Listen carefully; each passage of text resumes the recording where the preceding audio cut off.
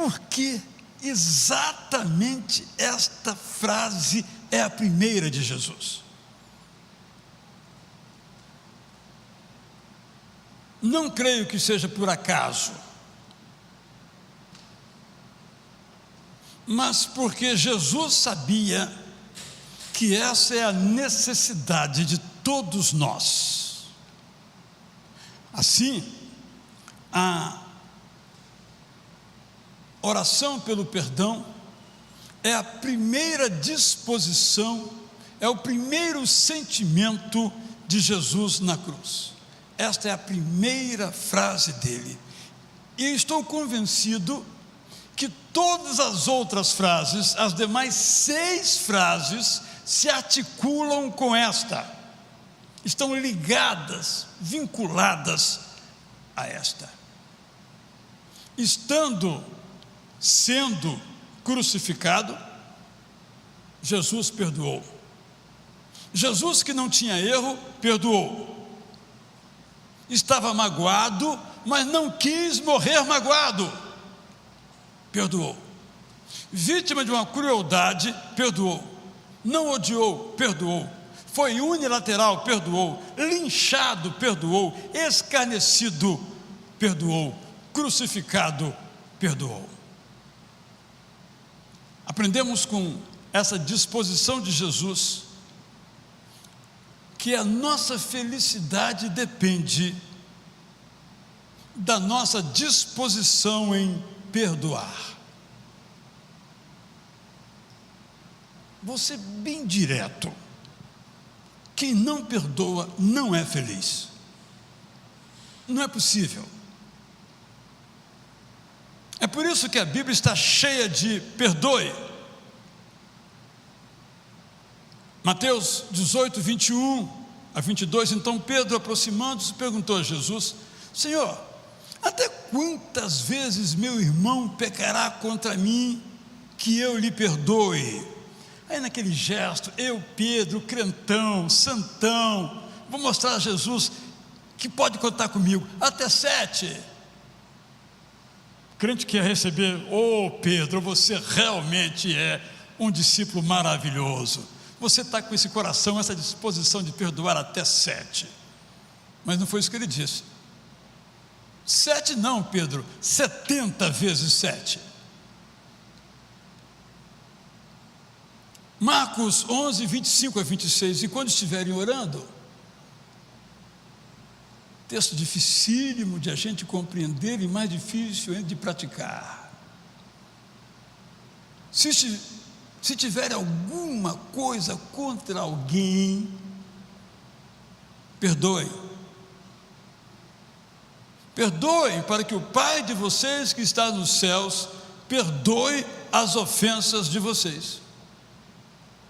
Se vocês não perdoarem, também o Pai de vocês que está nos céus não perdoará as ofensas de vocês. É pesado demais. Estou tranquilo porque foi Jesus que disse, não fui eu. Colossenses 3,13: suportem-se uns aos outros e perdoem-se mutuamente caso alguém tenha motivo de queixa contra outra pessoa. Assim como o Senhor Jesus perdoou vocês, perdoem também uns aos outros. Disso eu já sei. Disso você já sabe, de cor e salteado. Tanto é que nem expus os textos, você conhece, sabe o que significa. Então, só quero afirmar que a nossa felicidade, a sua, a minha felicidade, depende de nossa disposição de perdoar. Com esta oração, com essa primeira frase de Jesus, nós aprendemos uma outra coisa para entendermos o ministério de Jesus, a missão de Jesus. O perdão é essencial na missão de Jesus. Ele perdoou Pedro. Nós perdoaríamos Pedro? Eu avisei, você vai me negar 1, 2, 3, claro que não. Aí o cara vai lá e pumba, avisei. Nós perdoaríamos? Temos temos que responder essa pergunta. Eu confesso a você que, sinceramente falando, talvez perdoasse, mas nunca mais confiaria no Pedro. Com esse cara eu não posso contar, não. Ele é falso. Mas quando nós continuamos lendo a história de Pedro, o que Jesus Cristo faz? Vem, apacenta as minhas ovelhas. Isto é, venha ser o pastor da igreja em Jerusalém. Eu diria, eu vou convidar Tiago, vou convidar João, mas Pedro. Jesus perdoou Judas. Não temos uma referência bíblica, mas perdoou Judas, porque também Judas não sabia o que fazer, embora achasse que soubesse. Minha conclusão é muito clara sobre isso, que o perdão tem que ser essencial na nossa vida, se nós queremos ser felizes. Vamos nos lembrar, meus irmãos, que a nossa história de salvação começou com o perdão divino. Se confessarmos os nossos pecados, sabemos de cor, Ele é fiel e justo para nos perdoar os pecados e nos purificar de toda injustiça. 1 João 1,9.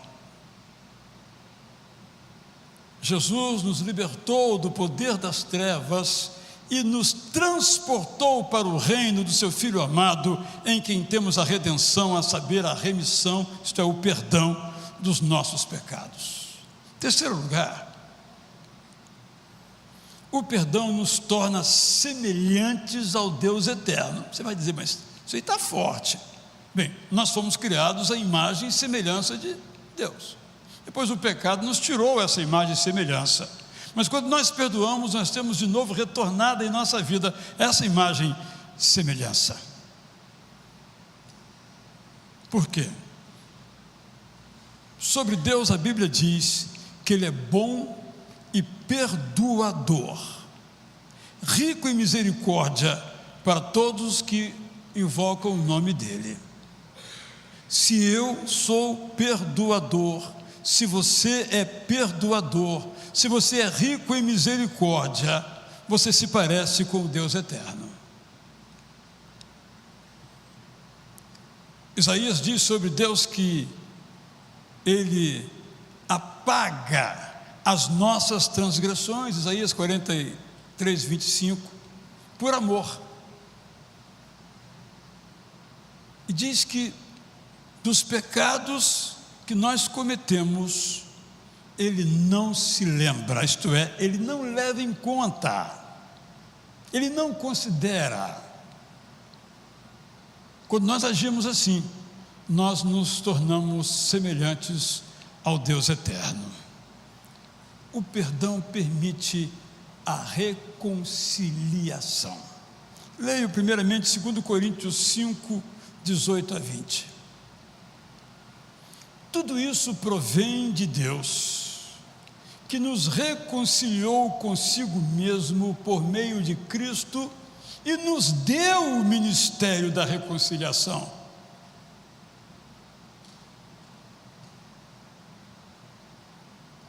Eu sou um reconciliador, porque eu recebi esse ministério. Todos nós que fomos reconciliados, recebemos o ministério da reconciliação. Não foi Pedro, não foi Paulo, não foi João, não foi Tiago apenas, todos nós.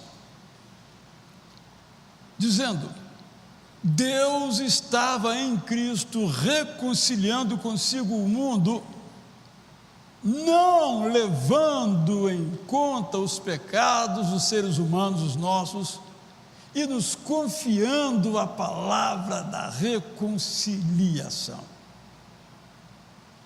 E Paulo então conclui com a imagem que, vendo agora as tentativas de acordo na Europa, nos ajuda a entender melhor. Nós somos embaixadores em nome de Cristo.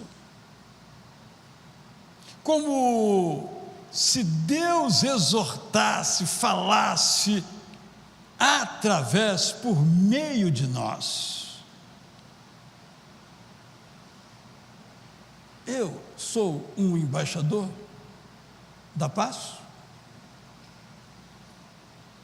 Em nome de Cristo, pois, diz Paulo, pedimos que vocês se reconciliem com Deus. E com Deus reconciliados se tornem embaixadores. Podemos concluir. Romanos 5, 8 a 10. O apóstolo Paulo nos diz que Deus prova o seu amor para conosco pelo fato de Jesus Cristo ter morrido por nós quando ainda éramos pecadores. Logo, muito mais agora, sendo justificados, isto é, perdoados pelo seu sangue, seremos salvos da ira, isto é, da condenação. Porque se nós, quando inimigos, fomos reconciliados com Deus mediante a morte do seu Filho Jesus, muito mais, estando já reconciliados, seremos salvos pela sua vida. Repito que eu não preciso falar sobre o perdão. Se tem uma coisa que nós sabemos sobre um assunto, esse assunto é perdão. Nenhum texto que eu li aqui, os irmãos não conheciam.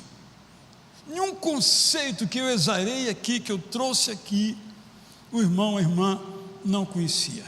Nenhuma palavra que eu trouxe aqui, você que está comigo agora em casa, não conhecia. Você conhece esses textos todos, esses pensamentos todos.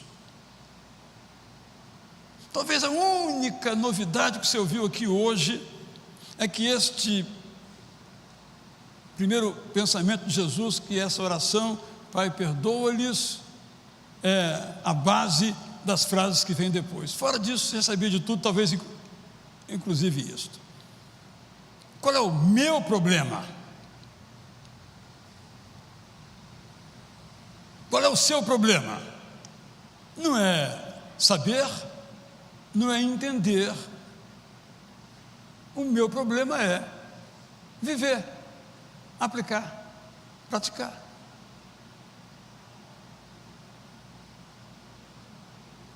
E como é que a gente pratica? Querendo, eu quero.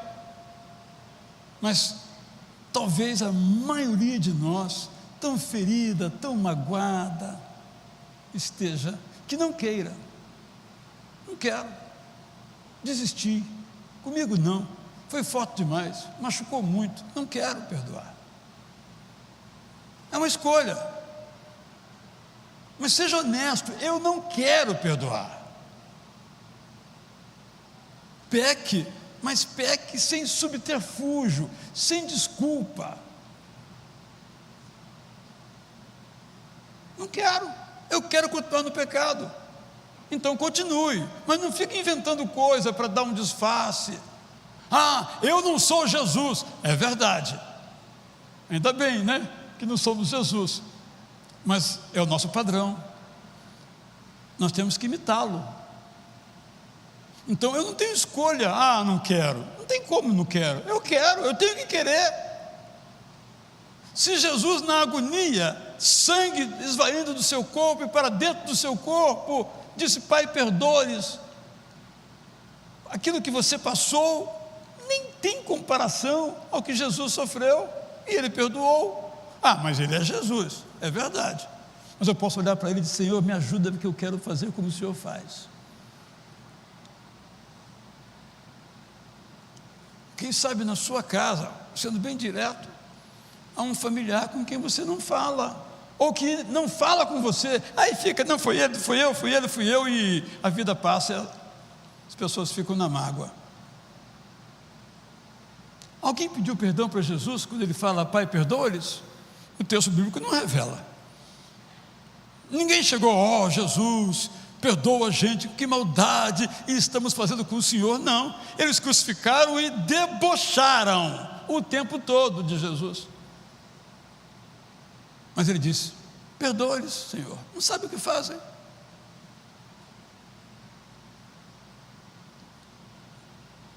Não ficou discutindo quem tem razão, quem não tem razão, porque quando a gente discute quem tem razão, quem não tem razão, a gente não perdoa. Eu sempre tenho razão e você está errado, então vamos ficar assim separados um do outro. Mas depois do querer, você tem que tomar uma decisão. Eu vou perdoar. Eu quero perdoar, então eu vou perdoar. Mas e se ele não quiser papo comigo? Problema dele, não é seu. Se ele não me perdoar, não é seu problema, é dele. Mas não é um perdão meramente litúrgico, formal, mas real. É libertar o seu coração dessa mágoa. Eu perdoo. Eu usei uma imagem aqui que a alguns talvez possa horrorizar um pouco, quando eu disse que Jesus não queria ir para o céu magoado. Estou morrendo, o sangue esvaindo, a vida fugindo, daqui a pouco não estarei mais aqui entre os vivos daqui, estarei entre os vivos no céu. Não vou levar comigo essa mágoa? Jesus estava magoado, gente. Ele só amou. E o que ele ganhou? A cruz. Se tem alguém que tinha todos os motivos para não perdoar, esse alguém se chama Jesus. Completamente inocente e considerado completamente culpado, sem meios termos, mas ele decidiu perdoar. E depois nós temos que nos organizar, nos disciplinar, tomar as decisões necessárias. É um caminho fácil? Não. Se fosse fácil, fazíamos toda hora. É um caminho difícil. Jesus diz: olha, se você está lá no culto, aí o pastor Roberto chamou para o ofertório, aí você está com a oferta na mão, ele está falando: vem, nós precisamos do seu dízimo, da sua oferta. É uma imagem que o autor está usando, que Jesus está usando. Ele fala: mas você se lembra que você não está em comunhão com alguém, e esse dízimo, essa oferta é um símbolo de sua comunhão com o Pai. Como é que você pode ter comunhão com o Pai se você não tem comunhão com o seu irmão? Resolva isso. É o que Jesus está dizendo: dá um jeito nesse negócio, resolve esse troço aí, acaba com isso. E aí cada um de nós vai buscar o seu caminho. Eu não estou falando de ofensores. Isso é entre eles e Deus. Eu estou falando dos ofendidos. Jesus aqui é o ofendido. E ele disse: Pai, perdoa-lhes. Eu quero dar uma tarefinha para você hoje.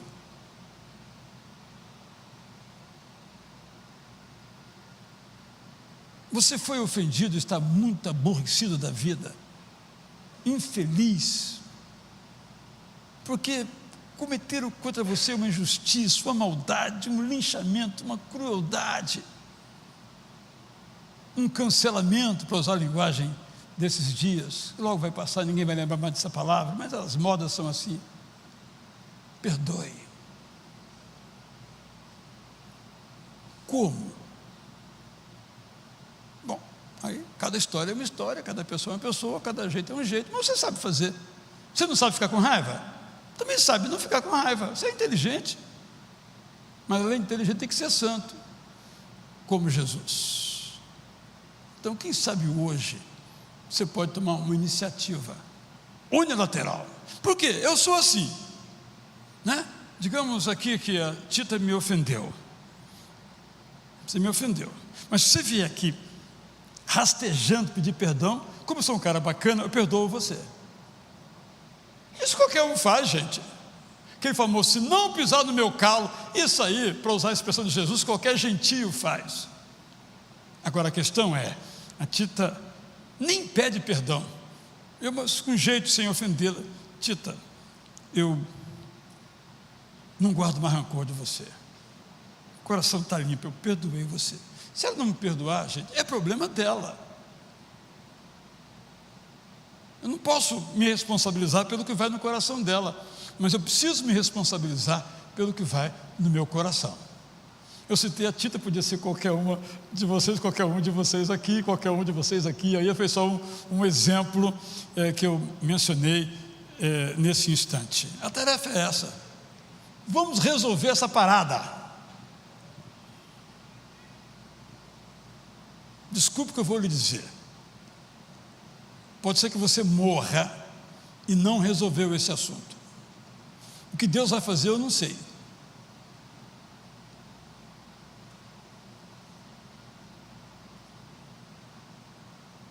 você não tem que ser salvo como por um triz. Você tem que ser salvo na plenitude. E ser salvo na plenitude inclui perdoar. Resolva este assunto. Pode ter 30 anos, 40 anos. Resolva isso. Como Jesus fez. Ele é o nosso padrão. Reconcilie-se. Nós somos embaixadores de Jesus. E aí eu teria de novo que falar tudo que eu já falei, mas eu não vou falar, porque vocês já sabem tudo. É só esse convite, é um apelo mesmo. Perdoe, reconcilie-se. É a minha primeira palavra, portanto, na primeira frase de Jesus: Pai, perdoa-lhes. No próximo culto, às 11, vou meditar sobre a segunda frase e assim sucessivamente. Desejo que, se você não tem esse problema, agradeça a Deus. Senhor, eu te agradeço porque não tenho mágoa de ninguém no meu coração, não sinto nada guardado. Se me ofenderam, foi do passado, já perdoei, graças a Deus. Mas se tem, perdoe, mesmo que seja imperdoável. Não há pecado imperdoável.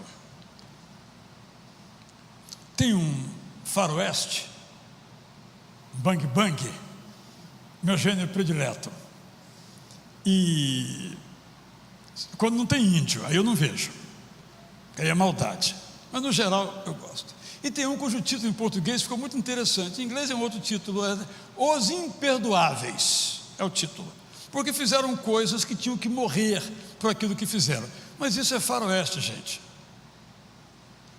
Não há imperdoáveis. E quem sabe, meu irmão, minha irmã, se você perdoar, quem sabe os relacionamentos voltem à boa e com o tempo. Porque, meu irmão, para a gente brigar, é só uma cara feia. Aliás, nem uma cara feia. Você acha que fez cara feia, já é suficiente. Falou uma palavra que interpretou alguma coisa, já é suficiente. Em vez de a gente sentar, dialogar, conversar, espairecer, tirar as dúvidas, se ainda persistirem, vamos então perdoar. Vamos então cantar. Adoro